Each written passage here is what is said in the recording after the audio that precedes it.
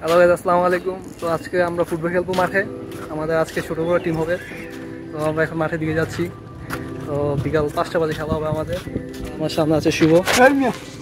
তো আমরা মাঠে গেলাম, মাঠে গিয়ে দেখি প্রচুর রোদ, মানে এখনও প্লেয়ার আসেনি। তো প্লেয়ার আর 1 ঘন্টার মধ্যে চলে আসবে।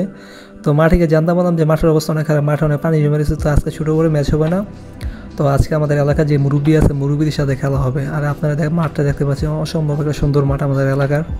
তো এই যে আমার চাচারা ভাইয়েরা মাঠে নেমে গেছে, মানে এলাকার মুরব্বী টিম, তারা অনেক খুশি আজকে আমাদের সাথে ম্যাচ খেলবে। ও দেখছেন খুশি টেলা কি পোজ দিছে, আমার ভাই লাগে।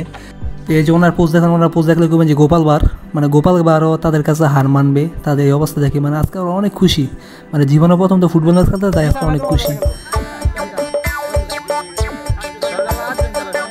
গোপাল যাচ্ছে গোপাল।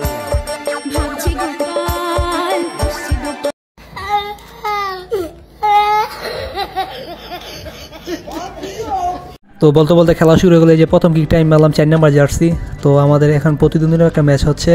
আর যেহেতু বড় টিমের সাথে মুরব্বীর সাথে খেলা, তো মুরব্বীরা জানাই তো কি দুর্বল, ঠিক আছে। তো তাদের কাছে আমরা অনেক স্ট্রং টিম, তো তাদেরকে আমরা ছাড় দিয়ে খেলছি। আমার খেলাটা শেষ ম্যাচ 3-3 গোলের ড্র হয়।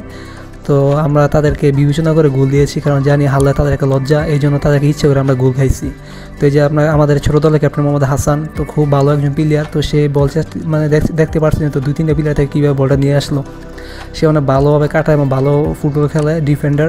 তো দেখতে পাচ্ছেন কীভাবে বলটা সে কাটাচ্ছে, এবং এক পর্যায়ে আগে তাকে ডেকা মারে ফেলে দেওয়া হয়। মানে অনেক মুরব্বীরা অনেক ফাউল করেছে, মানে তার যে শারীরিক, তাদের সাথে আমরা কোনোভাবে পেরে উঠছি। তো বলতে বলতে খেলা শেষ হয়ে গেলো। খেলা 70 মিনিটের মধ্যে খেলা হয়েছে, হয়তো বা পুরো ভিডিও করতে পারি না, মোবাইলে চার্জ ছিল না। আর ছোটো ভাই দিতেন, তারা ঠিক মতো ভিডিও করতে পারে নাই। তো খেলা 3-3 করে ড্র হয়। তা আমরা বড়দেরকে ছাড়িয়েছি, কারণ মুরব্বী তার হাল্লা অনেক সরম।